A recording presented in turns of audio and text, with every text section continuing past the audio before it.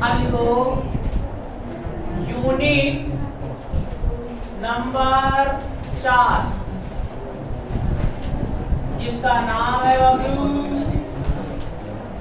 प्रकाश का ध्रुवण। प्रकाश का ध्रुवण, polarisation of light.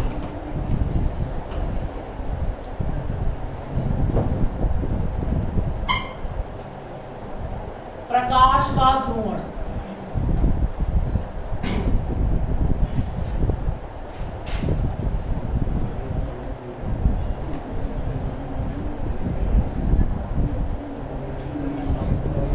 तो सुनो,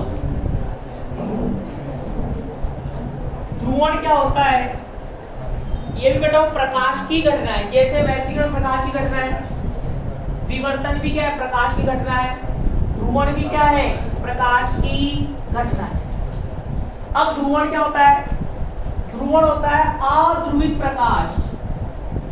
अध्रुवित प्रकाश को ध्रुवित प्रकाश में बदलने की प्रक्रिया ही क्या कहलाती है? ध्रुवण।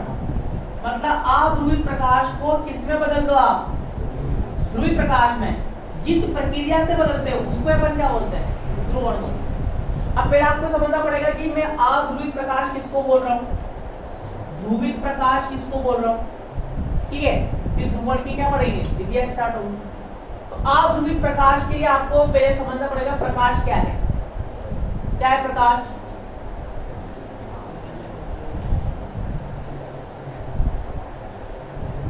जो आपको बाहर दिख रहा है क्या ये क्या परिभाषित कैसे करोगे? मैक्सवेल के अनुसार, मैक्सवेल के अनुसार प्रकाश विद्युत चुंबकीय की तरंग है। क्या है? विद्युत चुंबकीय तरंग। जो बड़ा मैक्सवेल का विद्युत चुंबकीय तरंग सिद्धांत। तो मैक्सवेल ने क्या बोला? प्रकाश क्या है? विद्युत चुंबकीय तरंग। कैसे बोला? क्या सोचकर बोला?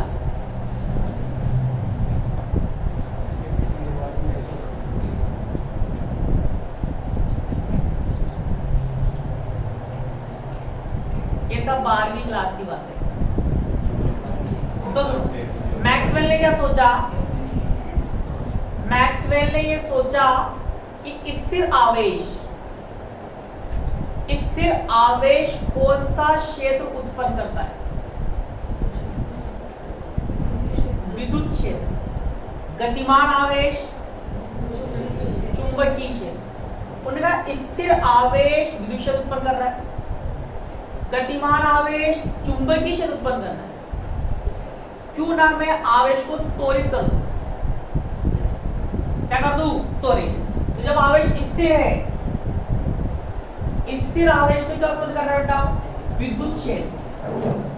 विद्युत क्षेत्र। और नियत वेग से गतिमान, नियत वेग से गतिमान आवेश क्या उत्पन्न करता है? चुंबकीय क्षेत्र। बोलेगा ना तो मैं स्थिर रहूं और ना ही मैं नियत वेग से गतिमान करूं, तो बीच की स्थिति क्या होगी? त्वरित कर दूं। क्या कर दूं? त्वरित। तो मैक्सवेल ने क्या किया? आवेश को त्वरित किया। क्या किया? त्वरित किया। तो उसने पाया, क्या पाया? आवेश से एक प्रकार की तरंग निकलती है। क्या निकल रही है? तरंग।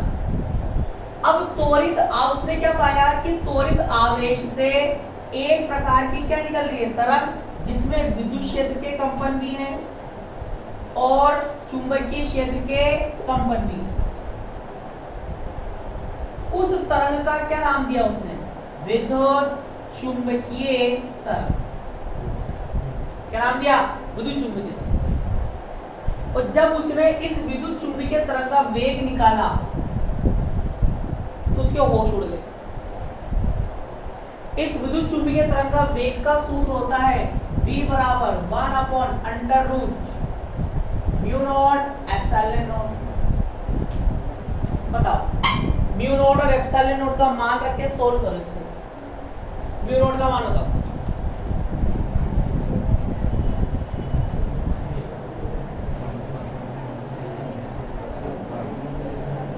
म्यू नोट का मान बताओ।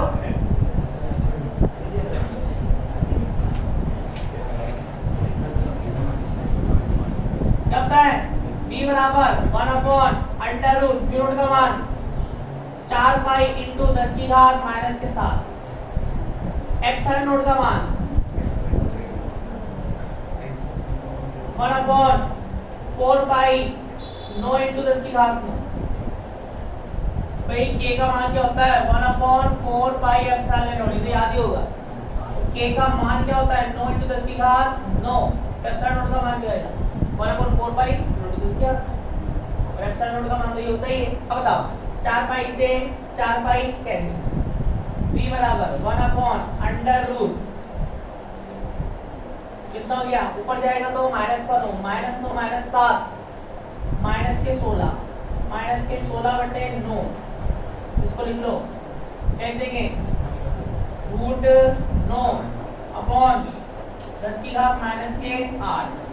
बाहर आएगा -8 के रूप में, √9 का चल गया ऊपर, कितना हो गया? 3, ऊपर आएगा तो 10 की घात 8 मीटर पर सेकंड।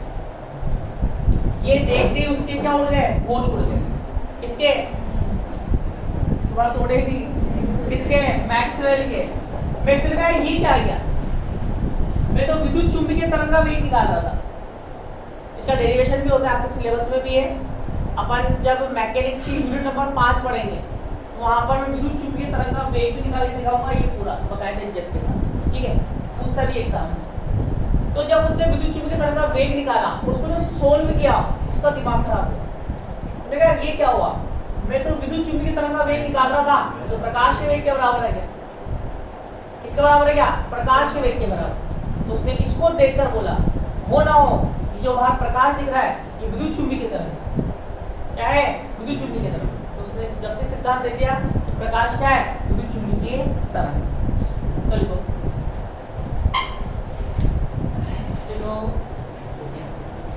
विद्युत चुंबकीय तरंग। पहला टॉपिक लिखो विद्युत चुंबकीय तरंग।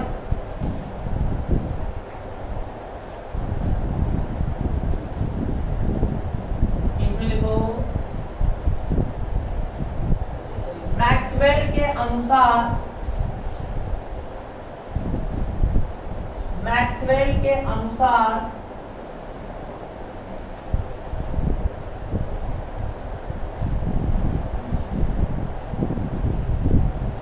प्रकाश विद्युत चुंबकीय, मैक्सवेल के अनुसार प्रकाश विद्युत चुंबकीय तरंग होता है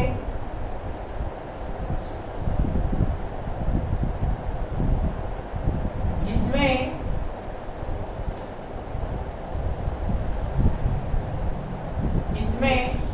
विद्युत क्षेत्र और चुंबकीय क्षेत्र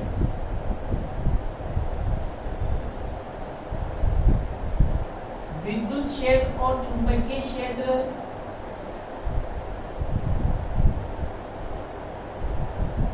परस्पर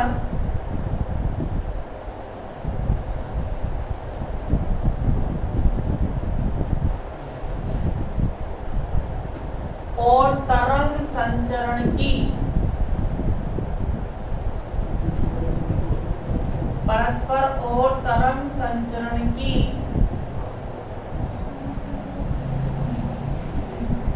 दिशा के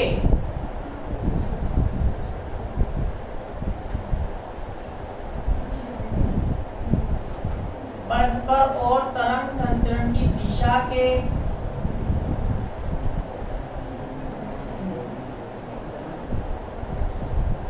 अभिलंबवत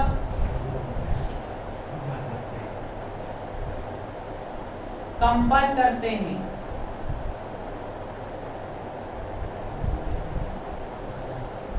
अभिलंबन कंपन करता है। चित्र बनाओ।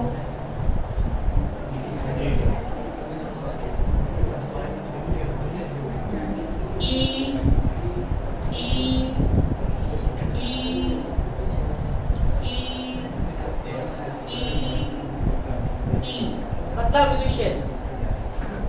B B B B B B मतलब चुंबकीय क्षेत्र। ऐसे बनाओ उसको।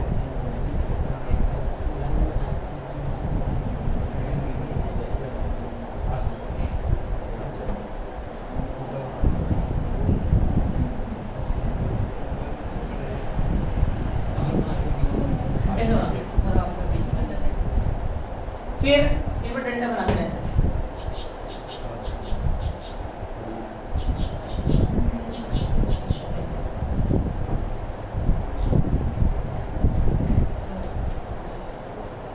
अरे ई के कंपन तो किसमें? वाई दिशा में। चुंबकीय क्षेत्र के कंपन किसमें? जेड दिशा में। दोनों क्या होते हैं? लंबवत। साथ में तरंग संचरण की दिशा के भी क्या होते हैं? लंबवत। तरंग संचरण की दिशा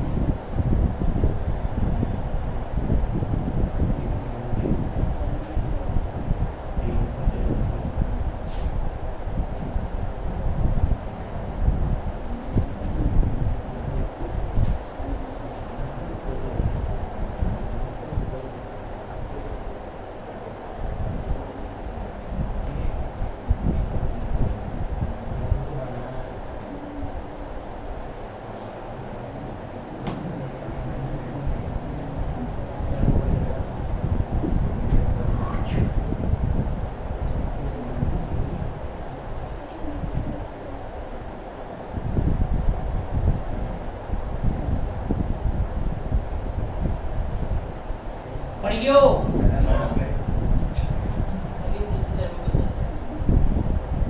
करने के लाइन तो खींचनी है।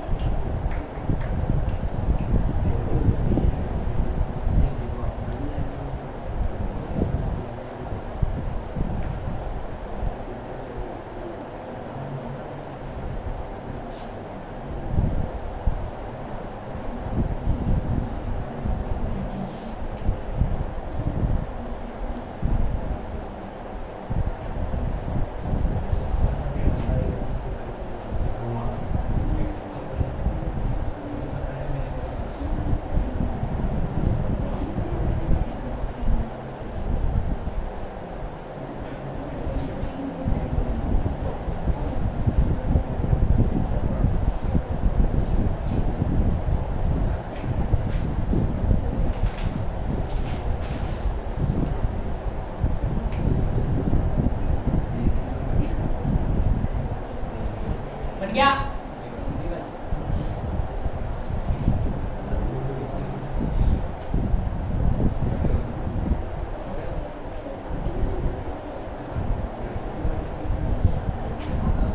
इसके पीछे लिखो त्वरित आवेश। त्वरित आवेश एक विशेष प्रकार की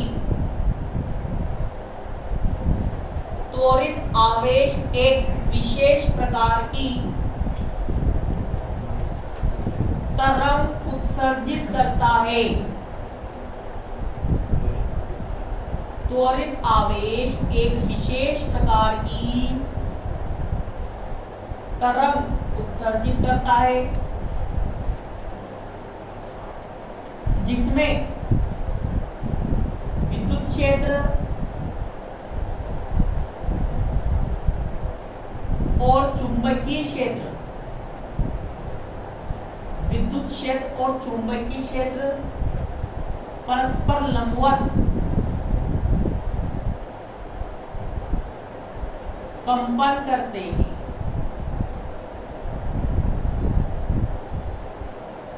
विद्युत चुंबकीय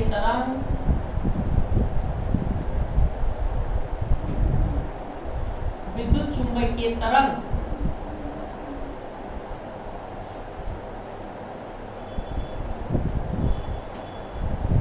कहलाती है।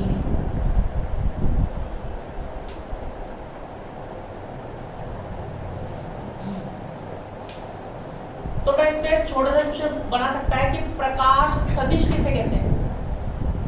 मैंने आपको पहले बताया था प्रकाश सदिश, बोला था मैंने पीछे, याद है? हमें लिखा हुआ याद नहीं रहता, सुना हुआ कहां से याद रहेगा?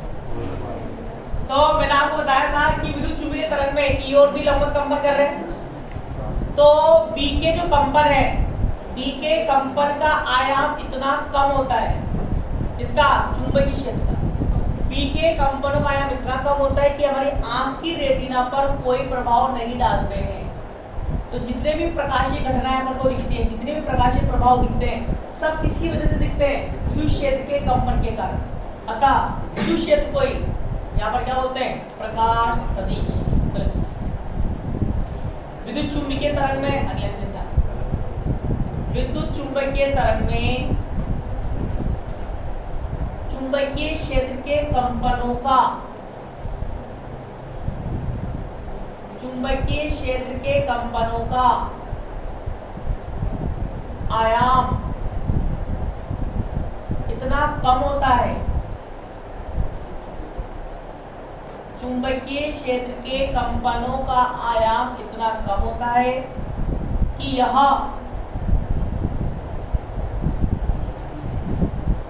हमारी आंख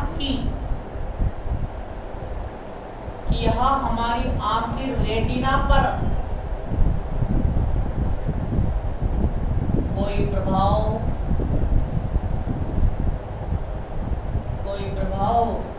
नहीं डालते हैं,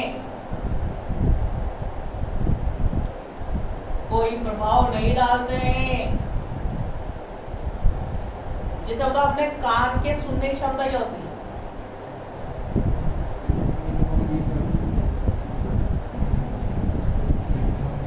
कहां से स्टार्ट होती है?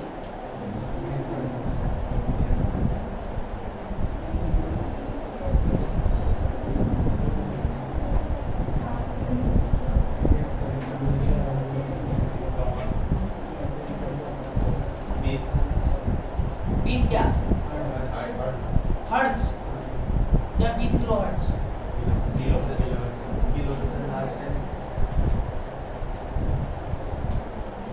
तो जैसे मान लो अपने कान की सुनने की क्षमता है एक निश्चित आवृत्ति, जैसे मान लो 20 हर्ट्ज है, तो अगर इस कमरे में 7 हर्ट्ज आवृत्ति का अगर ध्वनि संकेत आ रहा होगा तो क्या आपको सुनाई देगा?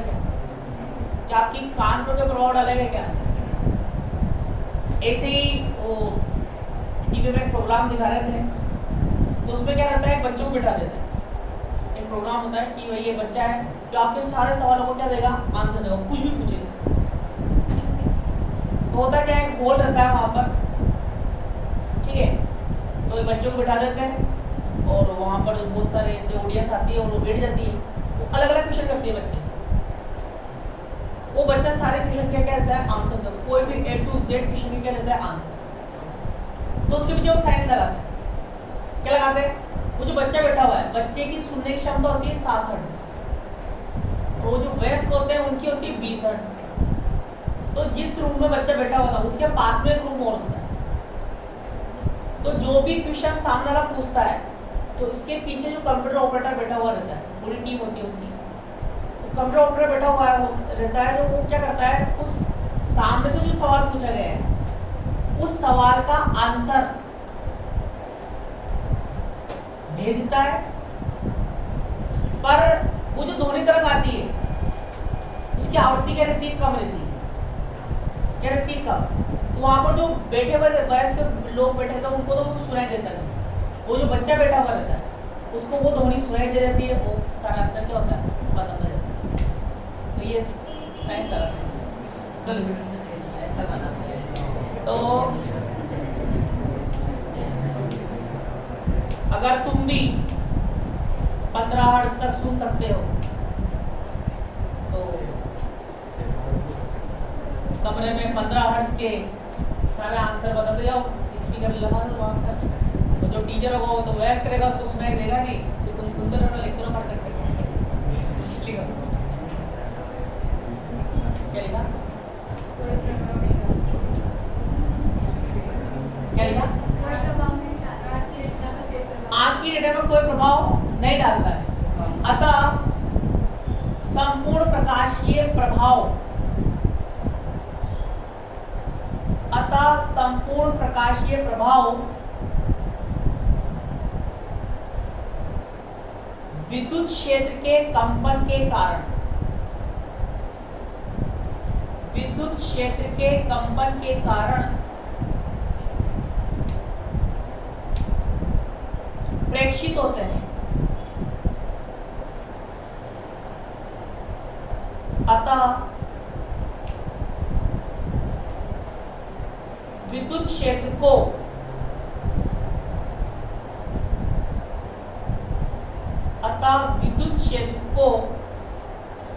प्रकाश सदिश कहते हैं।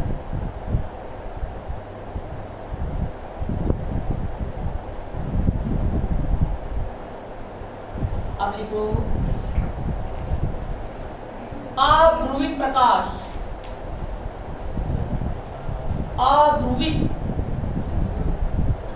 प्रकाश, पेन दो, पेन, सॉरी पेन, वो भी बिना ढक्कन के। तो सुनो, होता क्या है? अब अध्रुवित प्रकाश, अध्रुवित प्रकाश क्या होता है?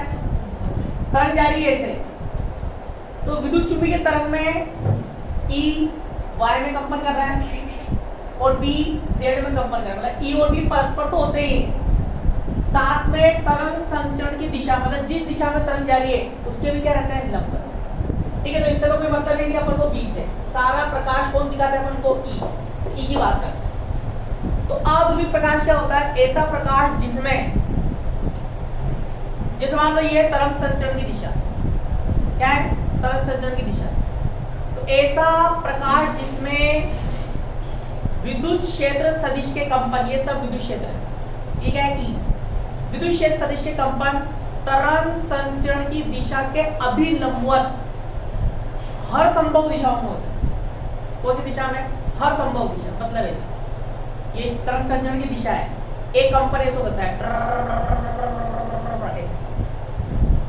एक कंपन ऐसे हो सकता है, एक कंपन ऐसे हो सकता है,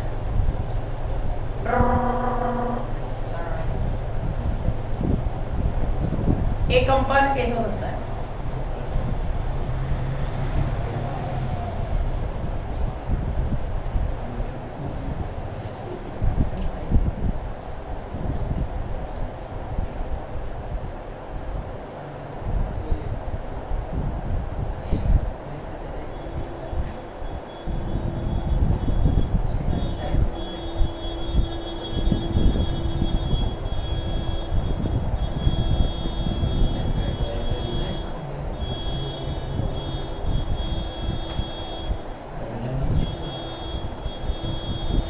सिर्फ इस पेन को छोड़कर, कौन सा वाला? ये जो सीधा वाला पेन है, ये आपकी तरंग संचरण की दिशा, बाकी ये सब क्या है?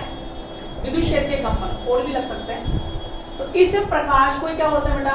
अध्रुवित प्रकाश। और जब ये प्रकाश, ये कौन सा प्रकाश है? अध्रुवित। और जब ये प्रकाश आपकी आंख में घुसता है, तो बताओ जब ये सब प्रकाश आपकी आंख में घुसेगा तो क्या आएगा? सभी दिशाओं में, अटी हुई, उठी हुई, सभी दिशाओं में तो उत्पन्न होगी। अबे चमक क्या उत्पन्न होगी? चमक। क्या सूर्य को आप सीधा सीधा देख सकते हो क्या? नहीं, सूर्य से जो प्रकाश आ रहा है वो ये वाला प्रकाश है। सभी दिशाओं में क्या है? कंपन है। तो जब सूर्य को आप देखोगे तो सभी दिशाओं में क्या उत्पन्न होगी? चमक। इस प्रकाश को क्या बोलते हैं? अध्रुवित प्रकाश। कौन सा प्रकाश है? अध्रुवित। अगर किसी विधि द्वारा आप क्या करो, सभी दिशा के कंपन हटाकर